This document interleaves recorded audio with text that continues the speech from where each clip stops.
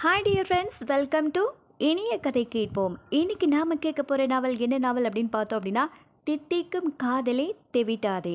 ஓகேவா ஃப்ரெண்ட்ஸ், இந்த முழு நாவலை நம்ம கேட்குறதுக்கு முன்னாடி நம்ம சேனலுக்கு நீங்கள் முதல் முறையாக வந்திருக்கீங்களா அப்படின்னா நம்ம சேனலை சப்ஸ்கிரைப் பண்ணிக்கோங்க.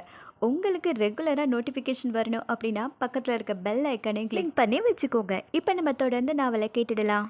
அதிகாலை 4 மணிக்கு டைம் பீஸ் ஒலிக்க தேன்மொழி அதனை அமைதிக்கு கொண்டு வந்து மறுபடியும் தூங்கினாள். அது ஜூலை மாதம் என்பதால் பணியின் சுவாரஸ்யம் குறையாமல் இருந்தது. ஒரு 2 நிமிடம் கழித்து மறுபடியும் டைம் பீஸ் ஒலித்தது.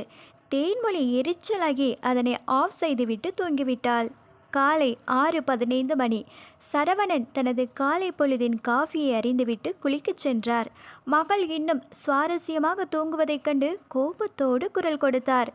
தேன்மொழி, ஏம்மா தேன்மொழி, என்னம்மா தூக்க வேண்டியிருக்கு? காலேஜுக்கு கிளம்பலையா?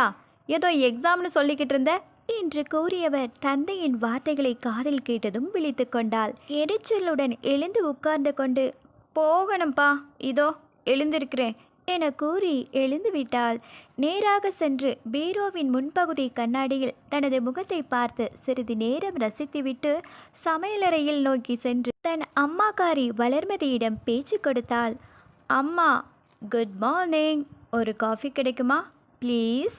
ஏண்டி, போய் முகத்தை கழுவிட்டு வந்து ப்ரஷ் பண்ணிட்டு அப்புறமா வந்து கேளுன்னு எத்தனை டைம் சொல்லியிருக்கேன், சற்று கோபத்தோடு கூறினாள். மா ப்ளீஸ்மா, சோம்பேறித்தனமாக இருக்குது, புரிஞ்சுக்க. தோசை கரண்டியால் ஒன்று வச்சேன்னா பாரு, போடி போய் சொன்னதை செய் என கூறவும் தன் படுக்கையறைக்கு திரும்பி அங்கிருக்கும் பாத்ரூமில் தாளிட்டு குளிக்க ஆரம்பித்தாள். அவள் பயன்படுத்தும் குளியல் சோப் மிகவும் வாசனையுடன் இருக்கின்றது என்று முகர்ந்து பார்த்து கொண்டே நேற்று காலேஜில் நடந்த சம்பவங்களை அலச ஆரம்பித்தாள். அத்தியாயம் 2. வாசனை மிகுந்த பூக்களை அள்ளி விளக்கிற்கும் மற்ற சாமி போட்டோவிற்கும் போட்டுவிட்டு தீபத்தை கொளுத்தி தன் நெற்றியில் குங்குமத்தை இட்டுக்கொண்டு அலமேலு தன் அருகில் பவ்யமாய் நின்று கொண்டிருந்த கவினை பார்த்து ஆரத்தியை தொடும்படி கஞ்சாடையில் சொல்லி வாயில் கந்தல் சஷ்டி கவசம் சொல்லிக்கொண்டு தன் மகனுக்கு நெற்றியில் குங்குமம் பூசிவிட்டாள் அலமேலு. இதை பாருடா, உனக்கு இன்று 22 வயது ஆரம்பமாயிடுச்சு. அப்பா இல்லாத உன்னை பொறுப்போடும் மிகவும் கஷ்டப்பட்டும் வளர்த்து ஆளாக்கியிருக்கேன். சொந்த பந்தன அனுசரணை நமக்கு கிடைக்கல.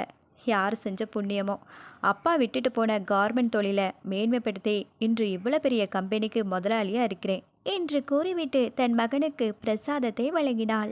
முதல்ல உன்னோட காலேஜ் படிப்பு முடிந்ததும் நமது தொழிலை கவனிக்க வந்துடணும் என்று கூறினாள்.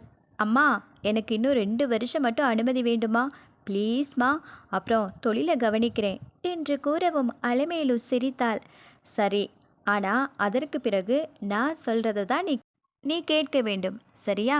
தன் ஒரே மகன் கவினை சிறு வயது முதல் மிகவும் பண்போடும் ஒழுக்கத்தோடும் சிறப்பான முறையில் வளர்த்து ஆளாக்கி இன்று தனது 62வது வயதை எட்டியிருந்தார் அவர். அத்தியாயம் 3. மதியம் 3 மணி.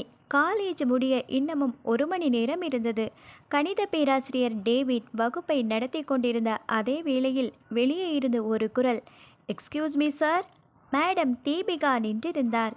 எஸ் மேடம், ப்ளீஸ் கம் என்று ஆங்கிலத்தில் கூறவும் தீபிகா உள்ளே நுழைந்து கல்லூரி சுற்றுலா விவரம் குறித்து மாணவர்களுக்கு தெரிவிக்க வேண்டிய சுற்றறிக்கையை காட்டி டேவிட்டிடம் கூற அவர் மாணவர்களை பார்த்து, டியர் ஸ்டூடெண்ட்ஸ், வருகின்ற ஜூலை 24ஆம் தேதி தமிழகத்தோட முக்கிய பகுதிகளுக்கு சுற்றுலா செல்ல ஏற்பாடு செய்யப்பட்டிருக்கின்றது.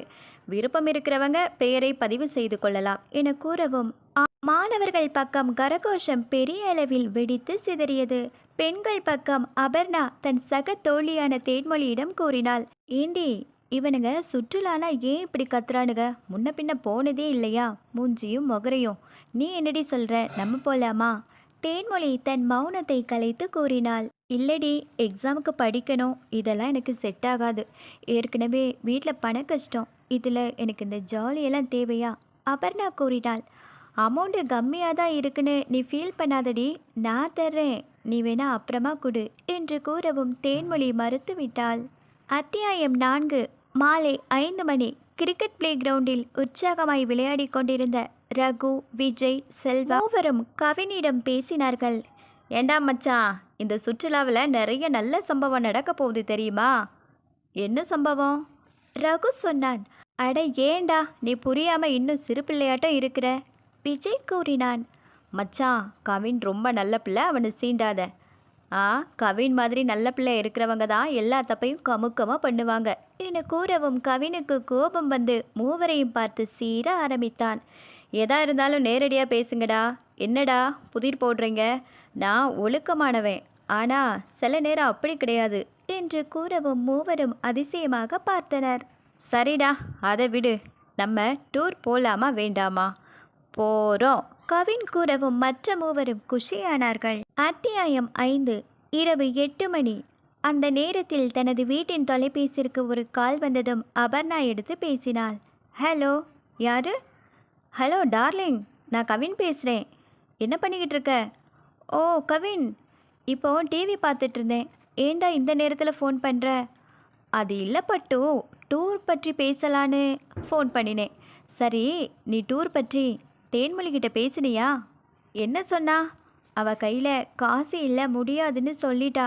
ஓ அப்படியா? நீ அவளை எப்படியாவது டூருக்கு கூட்டிகிட்டு வந்துருமா ப்ளீஸ். அவளோட திமிரை அடக்கி அவள் வாழ்க்கையில் கொஞ்சம் விளையாடணும்னு ஆசையாக இருக்குது.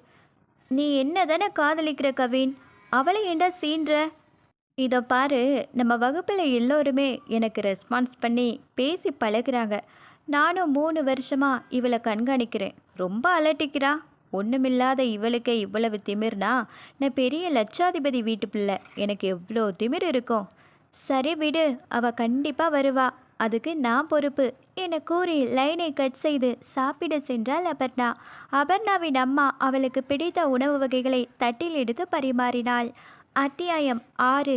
வளர்மதி தன் மகள் தேன்மொழியிடம் கேட்டாள். ஏண்டி மூஞ்சிய உம்முன்னு வச்சிருக்க? என்னைக்கு இல்லாமல் இன்னைக்கு புதுசா? இல்லைம்மா, எனக்கு காலேஜில் டூரு நாளைக்கு கிளம்புறாங்க. நான் வரலேன்னு சொல்லிட்டேனா? என்னோட பெஸ்ட்டு ஃப்ரெண்டு அபர்ணா கோபப்படுறா. எவ்வளவு சொல்லியும் கேட்கல. அதுதான் என்னை இழுக்கவும், நீ போயிட்டு வர வேண்டியதானடி, நான் பணம் தரேன் என கூறவும், இல்லைம்மா எனக்கு விருப்பம் இல்லை. அடுத்த மாதம் செமஸ்டர் எக்ஸாம்ஸ் வருது, படிக்கணும். சரிம்மா, இந்த ஒரு டைம் உன் ஃப்ரெண்டுக்காக போயிட்டு வாயேன் என கூறவும் அரைகுறையோடு தலையசைத்தாள். மதியம் 3 மணி. காலேஜ் வகுப்பறையில் பேராசிரியர் தீபிகாவிடம் தனது பெயர்களை பதிவு செய்து கொண்டனர் மாணவ மாணவியர். கவின் தன் மனதிற்குள் தேன்மொழியை நினைத்து தீய திட்டம் ஒன்றை தீட்டினான். அபர்ணா கவினுக்கு கண்ணை காட்டி தேன்மொழி வரவை உறுதிப்படுத்தினாள். டூர் செல்லும் அறிவுரைகள் மாணவர்களுக்கு தெளிவாக எடுத்து சொன்னார்கள் பேராசிரியர் தீபிகாவும் டேவிட்டும். அத்தியாயம் 7. மறுநாள் காலை 5 மணிக்கு காலேஜில் இருந்து உதகமண்டலத்திற்கு சுற்றுலா செல்ல எல்லோரும் ஆயத்தமானார்கள். சுமார் 60 மாணவர்களுடன் கல்லூரி மூலம் ஏற்பாடு செய்யப்பட்டிருந்த ஏசி பேருந்தில் பயணத்தை தொடங்கினார்கள். மாணவ மாணவிகள் சந்தோஷத்துடன் ஆடல் பாடல்களில் ஈடுபட்டு தங்களின் குதூகலத்தை வெளிப்படுத்தி கொண்டிருந்தார்கள். தேன்மொழி வழக்கம் போல அமைதியாக அமர்ந்து பேருந்தின் முன்பகுதியில் ஓடும் பாடலை கேட்டு ரசித்து கொண்டிருந்தாள். கவின் மறைமுகமாக தேன்மொழியை நோட்டமிட்டு கொண்டு நமட்டு சிரிப்புடன் ஆடிக்கொண்டிருந்தான். சுமார் 4 மணி நேர பயணத்திற்கு பிறகு சுற்றுலா பகுதிக்கு வந்து சேர்ந்தது பேருந்து. தீபிகா மாணவிகளுக்கு தமது ஏற்பாடு செய்திருந்த அறைகளுக்கு அழைத்து சென்றார். அதேபோல டேவிட் மாணவர்களை ஏற்பாடு செய்திருந்த அறைகளுக்கு அழைத்து சென்றார். அதன் பிறகு ஓய்வு முடித்து சுமார் மாலை 3 மணி அளவில் அனைவரும் ஒன்று கூடினர். மிகவும் உற்சாகமான நடைகளில் இயற்கை எண்ணெயின் கொடையை ரசித்து ருசித்து கொண்டிருந்தார்கள். அங்கு நிலவும் குளிர்ச்சி நடுக்கம் சிரமமாக இருந்ததால் அனைவரும் தான் ஸ்வெட்டர் அணிந்து கொண்டிருந்தார்கள். அதன் பிறகு ஊட்டியில் ஊட்டி ஏரி, பொட்டானிக்கல் கார்டன், மலர் கண்காட்சி மற்றும் வென்லாக் டவுன்ஸ், தொட்டபெட்டா என ஒவ்வொரு பகுதியையும் கண்டு ரசித்தார்கள். தேன்மொழி தன் பொழுதுகளை நண்பர்களுடன் மிகவும் மகிழ்ச்சியாக கழித்தாள். பொருட்கள் வாங்குவது, ஐஸ்கிரீம் சாப்பிடுவது, டாட்டு குத்திக்கொள்வது என மகிழ்ச்சியாக போனது பொழுது. அன்று இரவில் தத்தம் அறைகளுக்கு சென்று நிகழ்ந்த சம்பவங்களை பேசி சிரித்து ஆனந்தமானார்கள். அத்தியாயம் 8. மறுநாள் அதிகாலை அலமேலு கவினுக்கு ஃபோன் செய்து அனைத்தையும் விசாரித்துவிட்டு கம்பெனிக்கு கிளம்பிவிட்டார். சமயம் கிடைக்கும் போதெல்லாம் கவின் தேன்மொழியிடம் பேச ஆரம்பித்தான். தேன்மொழி முதலில் தயங்கி பேசினாள். பிறகு நட்புதானே என உணர்ந்து கவினிடம் பேசி பழக ஆரம்பித்தாள். தன்னை பற்றி பெருமைகளை அளந்து விட்டான் கவின். சாதாரணமாக அதனை எடுத்துக்கொண்டாள். தேன்மொழி மிக நெருக்கமான உறவை கொடுத்தான். கவின் தேன்மொழியிடம், நான் உன்னை பார்த்த முதல் வருடமே மனதில் புத்துணர்ச்சியாக உணர்ந்தேன். இப்போதும் கல்லூரி முடிய போகின்றது. என் மனதில் உனக்கு ஒரு சிறப்பான இடத்தை வைத்திருக்கின்றேன் என கதைகளை அள்ளிவிடவும் தேன்மொழி நம்பியே விட்டாள். எனது அன்பு பரிசு என்று கூறி ஒரு ஒரு சிறிய மொபைலை பரிசாக வழங்கினான். முதலில் வாங்க மறுத்தாலும் அதனை பெற்றுக்கொண்டாள். அனைத்து பகுதிகளையும் சுற்றி முடித்துவிட்டு குரூப் புகைப்படம் எடுத்துக்கொண்டார்கள். அன்று இரவு 10 மணிக்கு ரிட்டன் பயணம் ஆரம்பித்து காலை 4 மணிக்கு வந்து சேர்ந்தனர். அத்தியாயம் 9.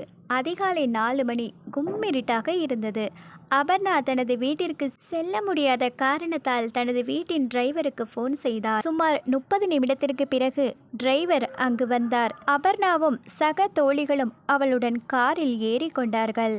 மிக களைப்புடன் வந்த அவர்களை அபர்ணாவின் தாயார் உள்ளே வரவேற்று படுக்கையறை தூங்குமாறு கூறி சென்றார். தேன்மொழி மிகவும் அதிசயமாக உணர்ந்தாள். அபர்ணா, நீ பணக்கார வீட்டு பெண்ணாக இருந்தாலும் என்னிடம் சகஜமாக பழகுவது ரொம்ப பிடிச்சிருக்குடி என கூறிய போது, ஓ அப்படியா, இரு இரு உன் வாழ்க்கை என் கையில் என நமட்டு சிரிப்பொன்றை உதிர்த்து விட்டு, சரிடி, நான் எல்லார்கிட்டையும் சகஜமாக தான் பழகுவேன், எனக்கு அதுதான் பிடிக்கும் என்று கூறினாள். அபர்ணா கவினை பற்றி பேச ஆரம்பித்தாள். என்னடி 2 பேரும் லவ் பண்ணுறீங்களா? உனக்கு ஃபோனெல்லாம் ப்ரெசன்ட் பண்ணினானே என்றாள். இல்லடி, எங்களுக்குள்ள ஃப்ரெண்ட்ஷிப் மட்டும்தான் இப்போதைக்கு இருக்கு என்று கூறி சிரித்தாள். சரி சரி, இருவரும் நல்ல நட்போட கடைசி வரைக்கும் இருக்கணும் என்று கூறி அனைவரும் தூங்க ஆரம்பித்தனர். மறுநாள் ஞாயிற்றுக்கிழமை என்பதால் அனைவருக்கும் அபர்ணா வீட்டில் விருந்து உபச்சாரம் ஏற்பாடு செய்யப்பட்டு இருந்தது. அம்மா, இவ என்னோட தோழி தேன்மொழி, நன்றாக படிப்பாள். பார்த்தீங்களா இவள் எவ்வளோ அழகா இருக்கான்னு என்று அபர்ணா கூறவும் அபர்ணாவின் அம்மாவிற்கு சிறிது பொறாமை வந்தது தேன்மொழியின் மேல். அழகாகவும் அறிவாகவும் இருக்கின்றாளே. ஆமாம்மா, ரொம்ப சந்தோஷமா இருக்கு என்று கூறிக்கொண்டு உணவை பரிமாற ஆரம்பித்தாள். அத்தியாயம் 10. தேன்மொழி வீட்டில் அவள் இல்லாத 2 நாள் மிகவும் போரடித்து போய்விட்டது வளர்மதிக்கு. தேன்மொழி மதியம் 1 மணிக்கு வீடு வந்து சேர்ந்தாள். தன் அம்மா தன்னை காணாமல் வாட்டமாக இருந்ததை உணர்ந்தாள். என்னம்மா கண்ணு, எல்லாம் நல்லபடியா இருந்ததா என்று கூறி மகளை கட்டி தழுவிக்கொண்டு ஆதரவோடு அணைத்து கொண்டாள். நீ வீட்டில் இல்லாம எப்படியோ இருந்துச்சு கண்ணே என்று கூறி சோகத்தில் அரவணைத்தாள். அதே வேளையில் தேன்மொழியின் செல்போன் சினுங்க அதில் கவின் குறுஞ்செய்தி அனுப்பினான். ஹாய் டார்லிங், வீட்டுக்கு போயிட்டியா? ஆமாம் என்று பதில் மெசேஜ் அனுப்பினாள். அம்மா பார்க்கவும், அம்மா இது அபர்ணா வாங்கி கொடுத்தா ஃபோன். அவங்க அப்பா ஃபாரின்லேருந்து 2 ஃபோன் வாங்கிட்டு வந்திருந்தாங்களாம். எக்ஸ்ட்ரா இருந்ததுனால எனக்கு கொடுத்தா நானும் வாங்கிக்கிட்டேன் என்று கூறி மழுப்பி விட்டாள். கவின் தேன்மொழி உறவு மிகவும் பலமாக ஆரம்பித்திருந்தது. நாளுக்கு நாள் இருவரும் பேசி மகிழ்ந்து உறவாடி வந்தனர். கல்லூரி இறுதியாண்டு தேர்வும் வந்தது. தேன்மொழி முதல் வகுப்பில் தேர்ச்சி பெற்றாள். வளர்மதி செய்தித்தாளில் கவனித்த வேலைவாய்ப்பு விளம்பரத்தை பார்த்து தேன்மொழிக்கு ஒரு வேலைக்கு ஏற்பாடு செய்தாள். ஜனவரி 12ஆம் தேதி காலை 11 மணிக்கு நேர்காணலுக்கு வர வேண்டும் என்று போட்டிருந்தது. அதனை தேன்மொழியிடம் காண்பித்து அங்கு போக சொன்னாள். சரி என்று கூறிய தேன்மொழி சொன்ன நேரத்தில் நேர்காணலுக்கு செல்ல தயாரானாள். அத்தியாயம் 11. அபர்ணா ஹாயாக தனது படுக்கையில் இருந்து கொண்டு கவினுக்கு ஃபோன் செய்தாள். என்ன மச்சான், உன் பொய் காதல் வாழ்க்கை எப்படி போய்கிட்டு இருக்கு என்றாள். அருமையோ அருமை, நான் சொல்கிறத அந்த முட்டாள் பெண் அப்படியே நம்பி என்னை உருகி உருகி காதலிக்கிறா தெரியுமா, எனக்கு ரொம்ப பெருமையாக இருக்கு என்றான். சரி சரி, அடுத்த பிளான் என்ன என்று கேட்டாள். எங்கேயாவது அவுட்டிங் போகலான்னு இருக்கேன் அவளோட என்று கூறியதும், டே அப்போ நான் என்னை பார்த்தா உனக்கு எப்படி தெரியுது என்றாள். ஏய், இது அவளை ஏமாற்றேண்டி, நீ என் செல்லண்டி பொண்டாட்டி என்றான். ஓகே ஓகே, எப்போ போகிற?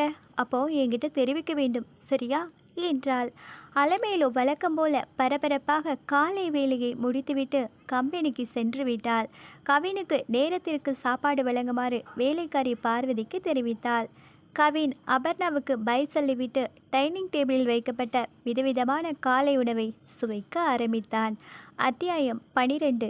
காலை 11 மணிக்கு சரியான நேரத்தில் நேர்காணலுக்கு வந்து சேர்ந்தாள் தேன்மொழி.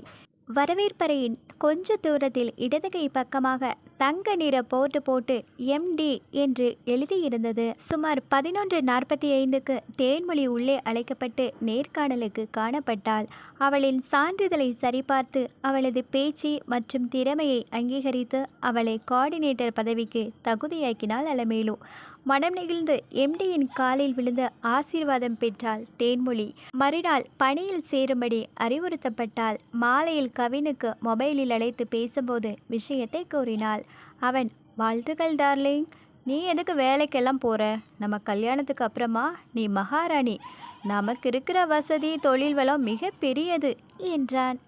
பரவாயில்லை கவின், எனக்கு தொழிலில் அனுபவம் கிடைக்க வேண்டும் என்று கூறினாள். சரி டார்லிங், ஓ விருப்பம், நான் உன்னை கம்பல் பண்ண மாட்டேன் என்று கூறி தொலைபேசியை வைத்துவிட்டான். அத்தியாயம் 13.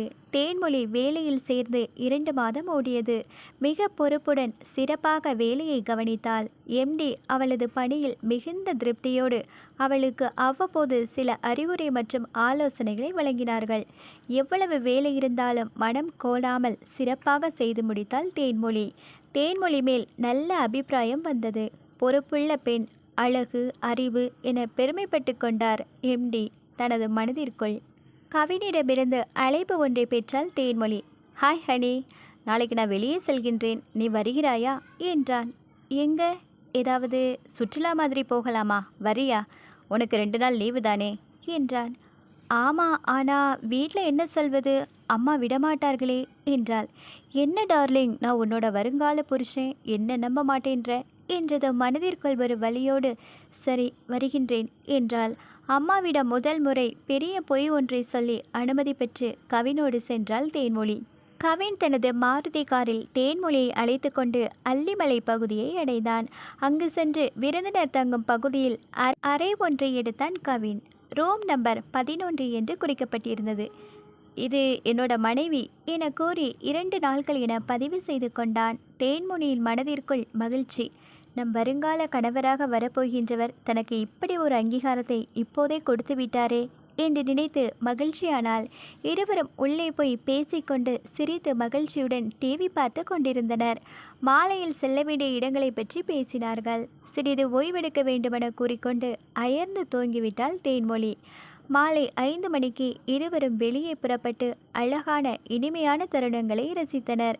ரோஜா பூந்தோட்டம், கொக்கி புல்வெளி பூங்கா, ஊசி மரத் தோட்டம், யூக்கலிப்டஸ் காடுகள், குகை பிரதேசங்களை காட்டி மகிழ்ந்தான்.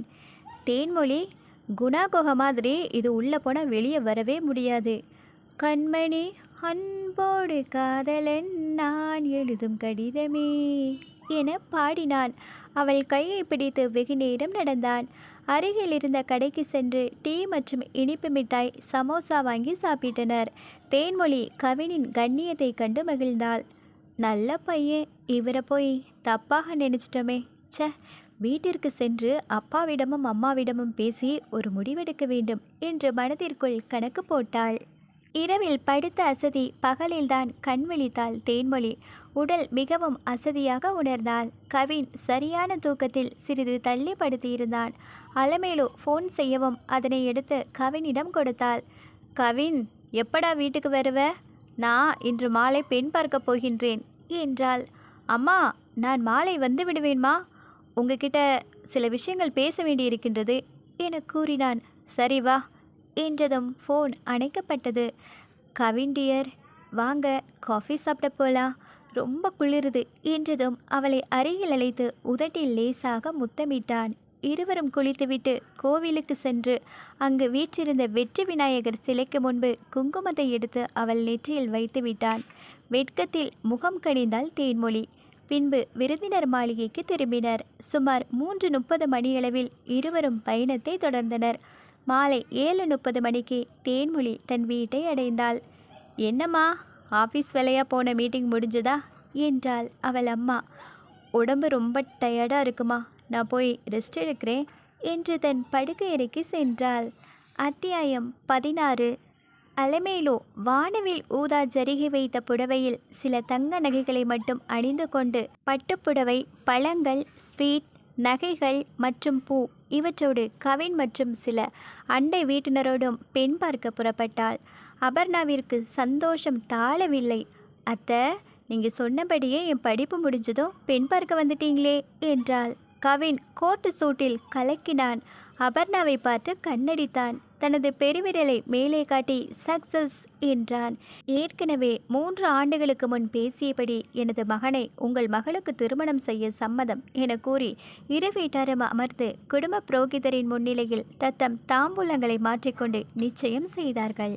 அபர்ணாவுக்கு பிறந்த வீடும் சரி, புகுந்த வீடும் சரி, மிகுந்த செல்வாக்கு வாய்ந்த வீடு என இரு வீட்டாரும் புகழ்ந்தனர். அவள் கௌரவத்துடன் அதீத சந்தோஷத்தை முகத்தில் காட்டினாள். அத்தியாயம் 17. நாட்கள் நகர்ந்தன. தேன்மொழி தன் அலுவலகத்திற்கு சென்று தன் பணிகளை செய்து கொண்டிருந்தாள். எம்டி தனது அறைக்கு அழைத்து மாத திட்ட அறிக்கை மற்றும் கணக்கு வழக்குகளை சரிபார்த்தார். என்ன தேன்மொழி, ஒரு மாதிரியா இருக்க, முகமே வித்தியாசமா இருக்கு, என்ன கவலை என்று கேட்டதும் அப்படியெல்லாம் ஒன்றுமில்லை, 2 நாட்கள் வெளியூர் சென்று விட்டேன் என்று கூறி முடித்தாள். மாலை வீடு திரும்பியதும் தேன்மொழியின் வீட்டில் வெளியே உறவினர்கள் கூட்டமாக நின்றிருந்தனர். பல முகங்களில் சோகம் ததும்ப உள்ளே போய் பார்த்தாள். தந்தை சரவணன் மதிய உணவிற்கு வீட்டிற்கு வந்தபோது நெஞ்சுவெளி என்று துடித்திருக்கின்றார். தனது மார்பை பிடித்து கொண்டு உட்கார்ந்தவர் திரும்ப எழுந்திருக்கவே இல்லை, இறந்தே போயிருந்தார். ஓவென்று துடித்து கொண்டிருந்த அவளின் அம்மாவின் அருகில் போய் சுயநினைவில்லாமல் போய் அமர்ந்தாள் தேன்மொழி. தலையில் இடி விழுந்ததைப் போல உணர்ந்தாள். சில மணி நேரம் கழித்து கவினுக்கு ஃபோன் செய்தால் ஸ்விட்ச் ஆஃப் என்று வந்தது. பிறகு தந்தையின் நல்லடக்கம் முடிந்த பிறகு தன் அலுவலகத்தில் விடுப்பு கேட்டு வீட்டில் தாயுடன் இருந்தாள். அலுவலக எம்டி நேரில் வந்து ஆறுதல் சொல்லிவிட்டு செலவிற்கு பணமும் கொடுத்துவிட்டு போனார். 1 மாதம் கழித்து பணிக்கு வர அனுமதி அளித்து போனார். அத்தியாயம் 18. தேன்மொழி தந்தையின் இறப்பின் அதிர்ச்சியில் சிறிதாக மீண்டு வந்தாள். கவினின் திருமண நாள் நெருங்கி கொண்டிருந்தது. தேன்மொழியிடம் பேசுவதை நிறுத்திவிட்டிருந்த கவின் மிக மகிழ்ச்சியில் தன் வருங்கால மனைவி அபர்ணாவுடன் பொழுதை போக்க ஆரம்பித்தான். தேன்மொழி அலுவலகம் கிளம்ப ஆரம்பித்திருந்தாள். சின்சியருக்கு மறுபெயர் தேன்மொழி என பெருமைப்பட்டு கொண்டார் எம்டி. தேன்மொழியை பார்த்து அனைவரும் கற்றுக்கொள்ள வேண்டும் என கூறினார். தேன்மொழி தன் அலுவலக ஃபைல்களை சரிபார்த்து கொண்டிருந்த போது சிறிது தலை சுற்றுவதை உணர்ந்தாள். தான் இருந்த இடத்தில் தலையை சாய்த்து படுக்க ஆரம்பித்தாள். சிறிது நேரத்தில் எம்டி தன் அறைக்கு வர சொல்லி அழைத்தபோது தேன்மொழி செல்லவில்லை. எம்டி நேரடியாக தேன்மொழியின் அறைக்கு வந்து பார்த்தபோது தூங்கி போயிருந்தாள். என்னம்மா, உடம்பு சரியில்லையா? கவலைப்படாதம்மா, பக்கத்தில் கிளினிக் இருக்கு, போய் பார்த்துட்டு வா என்று அனுமதி வழங்கினார். கூடவே அலுவலக உதவியாளர் வள்ளி சென்றாள். உடனடி பரிசோதனைக்கு பிறகு டாக்டர் வாழ்த்து கூறினார். கன்கிராச்சுலேஷன்ஸ், நீங்கள் அம்மா ஆகிட்டீங்க என்றார். தலையில் பேரிடி விழுந்தது போல ஆனது. என்னவென்று யோசித்து முடிப்பதற்குள் மயக்கம் போட்டே விழுந்து விட்டாள். மாலை 5 மணி. சுபம் ஹாஸ்பிட்டல். தேன்மொழியின் அம்மாவின் அழுத கண்களோடு எழுந்து பார்த்தாள். வளர்மதி கலங்கிய கண்களோடு தன் மகளின் முன் உட்கார்ந்திருந்தாள். தேன்மொழி, என்னம்மா இப்படி பண்ணிட்ட? நம்ம இருக்கிற சூழ்நிலை இது தேவைதானா? உன் வயிற்றில் இருக்கிற சிசு யாருடையது சொல்லு என்றாள் சிறிது மிரட்டும் தோணியில். அம்மா, எனக்கு என்ன சொல்வதென்றே தெரியவில்லைம்மா. சொல்லுடி, இல்லைனா நம்ம 2 பேரும் தற்கொலை பண்ணிக்கிட்டு சாக வேண்டியதா என்றாள். மிகுந்த குழப்பம் மற்றும் மன உளைச்சலில் இருந்தபோது தேன்மொழி பழைய நினைவுகளை திரும்பி பார்த்தாள். 50 நாட்களுக்கு முன் கவினுடன் என்று யோசிக்கும் போதே தான் இரவில் ஆழ்ந்த உறக்கத்தில் இருந்ததை யோசித்தாள். நமக்கு ஏற்பட்ட உடல் அசதி ஆழ்ந்த தூக்கமா அல்லது மயக்கமா? இதற்கெல்லாம் காரணம் அவன்தான். பாவி, துரோகி, என் வாழ்க்கையவே நாசமாக்கிட்டானே என உள்ளூர நினைத்து குமரினாள். வெகுண்டெழுந்து உட்கார்ந்து யோசித்தாள். பிறகு ஒரு முடிவுக்கு வந்தவளாய் எழுந்து வளர்மதியிடம் சொன்னாள். அம்மா, எனக்கு விடை கொடு. நான் ஒரு தீர்வோடு வருகின்றேன். என் மானத்தையும் வாழ்க்கையும் காவு வாங்கிய பிசாசை நான் ஒரு முடிவு கட்டப் போகின்றேன் என்று சொல்லி அங்கிருந்து கிளம்பினாள். அத்தியாயம் 19. அருகில் இருக்கும் தனது அலுவலகத்திற்கு சென்று தனது எம்டியிடம் விடுப்பு கேட்க சென்றாள். அவர் காரணம் கேட்டார். நடந்ததை மறைக்காமல் அப்படியே ஒப்புவித்தாள். கண்கள் சிவக்க, பாவி, உன்னைய ஏமாற்றினா அவனை விடாத கழுத்தில் மாங்கல்யம் ஏறுறதுக்கு முன்னாடி அப்பாவி பெண்ணான உன்னை ஏமாற்றி விட்டானே. நானும் இப்போ உன் கூட வருவேன், ஆனால் வீட்டில் சில முக்கிய பணிகள் இருக்குமா, மன்னித்து விடுமா என்று கூறி ஆறுதல் கூறினார். நாளைக்கு மறுநாள் எனக்கு நீ ஃபோன் செய், நம்ம இருவரும் காவல் நிலையத்திற்கு சென்று கம்ப்ளைண்ட் கொடுத்துடுவோம் என்று கூறிவிட்டு தனது மாருதியில் ஏறி சென்று விட்டார். தேன்மொழி அபர்ணாவிற்கு ஃபோன் செய்தாள். அவள் ஹலோ, ஹூ ஆர் யூ என்றாள். நான் தேன்மொழி பேசுகிறேன். ஓ நீயா, என்ன விஷயம்? நான் கவினால் கர்ப்பமாகிட்டேன் என்றாள். வாட் ரபிஷ், கவினை பற்றி தப்பாக பேசாத. He is very decent. உனக்கு எவ்வளோ தைரியமா அவனை பற்றி குறை சொல்கிறதுக்கு இருக்கு? தனக்கு நடந்த உண்மைகளை அவளிடம் முழுவதுமாக சொல்ல ஆரம்பித்தாள். ஓ மை காட், என்ன சொல்கிற? Mind your words. நீ யாருக்கோ பிள்ளைய வாங்கிட்டு பணக்கார வீட்டு பையனை வளைச்சி போடுறியா? வைடி ஃபோனை என்று கட் செய்து விட்டாள். மறுநாள் காலை 8:20 மணி. சுபிக்ஷா திருமண மண்டபம் கூட்டத்தில் நிரம்பி இருந்தது. பெரிய பெரிய கார்கள் அதற்கென ஒதுக்கப்பட்ட இடங்களில் நின்றிருந்தன. நெருப்பு குண்டம் அருகில் அலமேலுவின் குடும்ப புரோகிதர் சங்கராச்சாரி உட்கார்ந்து மந்திரங்கள் ஓதிக்கொண்டிருந்தார். மண்டபம் முழுவதும் பூ அலங்காரங்கள், பாக்கு நுங்கு தோரண வரவேற்பு. சாப்பாடு கூடத்தில் கேசரி வாசனை கமகமத்தது. அலமேலு அம்மா முகத்தில் என்றுமே இல்லாத சந்தோஷம் பொங்கி இருந்தது. கூட்டத்தில் அனைவரையும் வரவேற்று கொண்டிருக்க மணமகன் கவின் மணமேடைக்கு அழைத்து வரப்பட்டான். கூடவே ரகு, விஜய் இருந்தனர். கழுத்தில் தங்க செயின், வைர மோதிரம், பிரேஸ்லெட், பட்டு வேஷ்டி சட்டையில் மினுமினுத்தான் கவின். மணப்பெண் அலங்காரத்தோடு முகத்தில் மல்லிகைப்பூவை மறைத்து தொங்கவிட்டபடி கூடிய வெட்கத்துடனும் நாணத்துடனும் பச்சை நிற பட்டுப்புடவையில் தங்க ஜரிகை பதித்து தங்க மங்கை போல மணப்பெண் அலுங்காமல் குலுங்காமல் கவினருகில் வந்து அமர்ந்தாள். சரியாக 9:15 மணியளவில் புரோகிதர் கட்டிமேளம் கட்டிமேளம் என்று கூறவும் கவின் மணமகளின் கழுத்தில் தாலியை கட்டினான். இருவரும் கைகோர்த்து நெருப்பு குண்டத்தை 7 முறை வலம் வந்தனர். கவின் இன்ப அதிர்ச்சியில் உறைந்து போயிருக்க மணமகளும் இன்பமுற்றிருந்தாள். இருவரும் ஆசீர்வாதம் வாங்க தயாரான போது தன் முகத்தின் திரைசீலையை முகத்தில் அணிவித்த பூத்தொங்கலையும் நீக்கிவிட்ட மணப்பெண்ணை பார்த்து அதிர்ந்து போனான் கவின். அவன் கண்ட காட்சி அது. தேன்மொழி. ஆம், அவளே தான். தன் பொய்யான காதலுக்கும் ஆசைக்கு இணங்கி கர்ப்பமாகிய தேன்மொழியே தான். அதிர்ச்சியின் உச்சிக்கு சென்ற கவின் அவனது தாயாரை தேடினான். மேடையில் ஏறி கையில் மைக்கை பெற்ற அலமேலோ பேச ஆரம்பித்தாள். எனது மகனுக்கு பேசி முடித்து நிச்சயமான பெண் வேற ஒரு பொண்ணு. இன்று எனக்கு மருமகளாகிவிட்ட பெண் இவள். என் குலவிளக்கு தேன்மொழி. எனது மகனால் பொய்யாக காதலிக்கப்பட்டு ஏமாற்றப்பட்டு ஒதுங்கிவிட்ட என் மகனால் மிகுந்த காயம்பட்ட பெண். டேய் கவின், எனக்கு எப்படி உண்மை தெரியும்னு பார்க்குறியா? நீ ஒரு நாள் ஃப்ரெண்ட்ஸ் கூட கோவிலுக்கு 2 நாள் போகின்றேன் என்று கூறி காரை எடுத்து சென்றதும் நான் நமது வீட்டில் பணிபுரியும் செக்யூரிட்டி வடிவேலை உன்னை ஃபாலோ பண்ண செய்தேன். அவரே நீ சென்ற இடம் அறிந்து இப்பெண்ணுடன் பொழுது போக்கியதும் எனக்கு தகவல் சொன்னார். பெண்ணை உறுதி செய்வதற்காக யார் என்று விசாரித்த போது நம்ம அலுவலகத்தில் பணிபுரிகின்ற தேன்மொழி தான் அப்படின்னு தெரிய வந்தது. பாவம், அவள் ஒரு அப்பாவி பெண். அவளை எனக்கு நன்கு தெரியும் என்பதாலும் அபர்ணா மற்றும் குடும்பத்தினரோடு பேசினேன். அபர்ணாவும் உன்னை பற்றி கூறி வேண்டான்னு சொல்லி சமாதானமாகிட்டா. நேற்று இரவு தேன்மொழியிடம் பேசி இங்கு அதிகாலை வர வைத்து உனக்கு திருமணம் செய்வித்தேன் என்று கூறி முடித்தார். கவின் வாயடித்து போய் நின்றான். டேய், இதெல்லாம் நான் ஏன் பண்ணேன்னு பார்க்குறியா? நீ நினைக்கிற மாதிரி நான் திருமணம் ஆனவள் இல்லை. அதற்கு முன்பே ஒரு வஞ்சகன் என்னை ஏமாற்றி உன்னை குழந்தைய எனக்கு கொடுத்துட்டு ஓடி போயிட்டான். என்ன போன்ற நிலை இந்த பெண்ணுக்கும் வந்துவிடக்கூடாது என்ற நல்லெண்ணத்தில் தான் இவ்வாறு செய்தேன். நான் செஞ்சது தப்பா என்று கேட்கவும் கவின் கண்களில் தாரை தாரையாக நீர் ஊற்றியது. அன்று நடந்த சம்பவங்களை அவன் நினைவு கூர்ந்தான். இரவில் அவர்கள் விருந்தினர் மாளிகைக்கு சென்றதும் தேன்மொழி அயர்ந்து தூங்க போனாள். அப்போது கவின் பால் ஒன்றை ஆர்டர் செய்து சில தூக்க மாத்திரைகளை கலந்து தேன்மொழிக்கு அருந்த கொடுத்தான். தேன்மொழி அதை குடித்த பிறகு நிம்மதியாக ஆழ்ந்து தூங்கிவிட்டாள். அதன் பிறகு இவன் செய்த வேலைகள்தான் அவள் கர்ப்பத்திற்கு காரணம் என்று புரிய வந்தது. திரும்பவும் கண்ணீரை துடைத்து கொண்டான். அம்மா, என்னை மன்னித்து விடுங்கள். நீங்கள் சொல்வதெல்லாம் உண்மைதான். நான் இந்த பெண்ணை ஏமாற்ற நினைத்தது உண்மைதான். என்னை மன்னித்து விடுங்கள் அம்மா என்று கூறி காலில் விழுந்தான். நான் உன்னை மன்னிச்சிட்டேன்டா. நீ எப்போ உண்மையை ஒத்துக்கிட்டு என் காலில் விழுந்தையோ அப்போவே நீ என் பிள்ளைங்கிறத நிரூபிச்சிட்ட.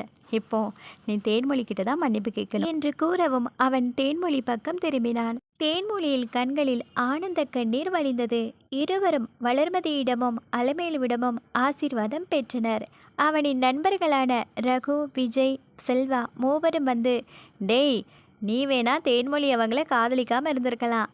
ஆனா அவங்க உன்னை உயிருக்கு உயிரா காதலிச்சிருக்காங்கடா. அதுதான் இன்னைக்கு ஜெயிச்சுட்டாங்க என்று கூறவும் அனைவரும் சிரித்து விட்டனர். சுபம். ஓகே ஃப்ரெண்ட்ஸ், இந்த நாவல் இதோட நிறைவு பெற்றது. மீண்டும் இன்னொரு சுவாரஸ்யமான நாவலோட நான் உங்களை சந்திக்கிறேன். நம்ம சேனலை லைக் பண்ணுங்கள், கமெண்ட் பண்ணுங்கள், ஷேர் பண்ணுங்கள், சப்ஸ்கிரைப் பண்ணுங்கள். மறக்காமல் பெல் ஐக்கானை கிளிக் பண்ணி வச்சுக்கோங்க. நம்ம நாவலில் தொடர்ந்து இனிமேல் நிறைய நாவல்ஸ் வரப்போகுது.